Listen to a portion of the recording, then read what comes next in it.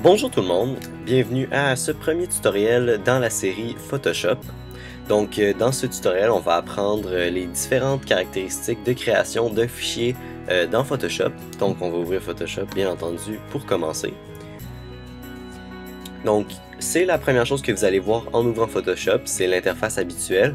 Mais comme vous pouvez le voir, il n'y a pas de fichier d'ouvert, donc on va faire fichier nouveau. Et ici, vous allez voir qu'il y a vraiment plusieurs informations là, à remplir qui peuvent être modifiées. Donc, premièrement, on va y aller avec les dimensions. C'est pas très compliqué, vous devriez vous retrouver assez facilement. Vous avez plusieurs unités, les plus communes étant les pixels, les pouces et les centimètres. Donc, exemple, en centimètres, on pourrait y aller avec 45 cm de largeur et 30 de hauteur. Par la suite, vous avez la résolution. La résolution, c'est la quantité d'informations que votre image contient. Il existe, en fait, ça se définit en dpi, ce qui signifie dots per inches, ou en français pixels par pouce, comme vous pouvez le voir juste ici.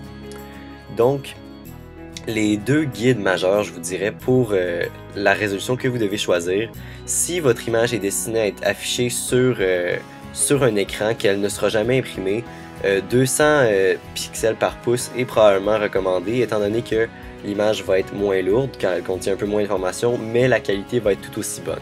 Par contre, si vous voulez imprimer votre projet à la fin, c'est conseillé d'aller pour une résolution plus élevée, aux alentours de 300, pour assurer que la qualité soit suffisante lorsque vous imprimez.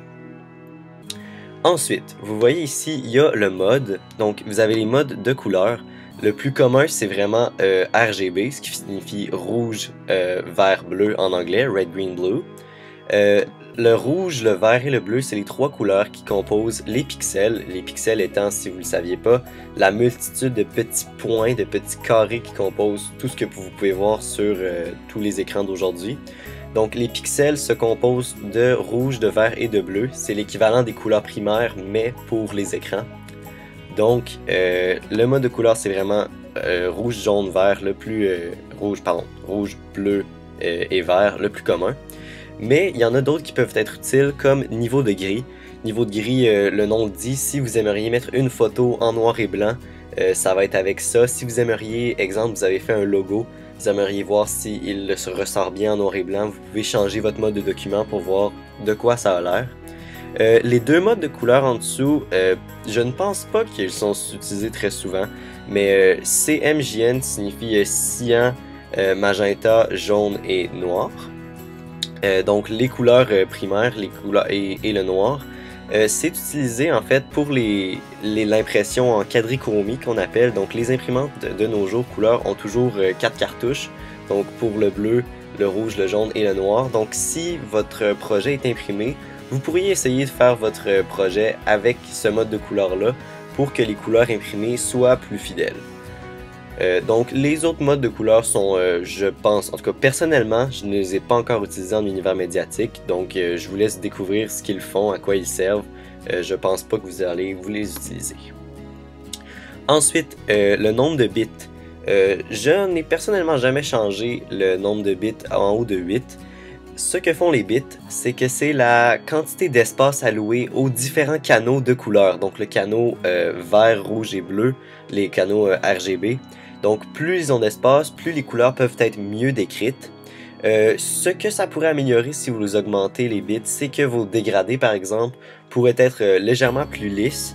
Mais surtout quand c'est un projet qui est destiné à être imprimé, il n'y a pas un avantage considérable à augmenter les bits parce que la majorité des imprimantes sont pas assez avancées pour décoder la quantité d'informations qui est donnée par des niveaux de bits plus élevés comme 16 et 32.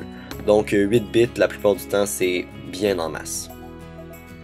Et finalement il y a le contenu de l'arrière-plan, donc pas compliqué, vous pouvez mettre ça blanc, choisir une couleur ou tout simplement opter pour du transparent. Donc moi je vais y aller avec transparent parce que... Donc une fois que le document est créé, vous avez ça ici. Ici le damier, c'est ce qui signifie le transparent en graphisme, donc inquiétez-vous pas, c'est pas parce que le fond d'écran est en damier comme ça.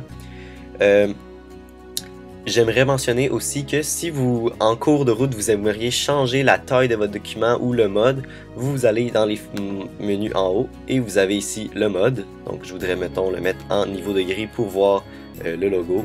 Ça peut être ici, changer le mode de couleur, changer le nombre de bits. Et les réglages, là, ça, on pourra en reparler plus tard. Alors c'est tout pour la création d'un fichier dans Photoshop. À bientôt pour le deuxième tutoriel.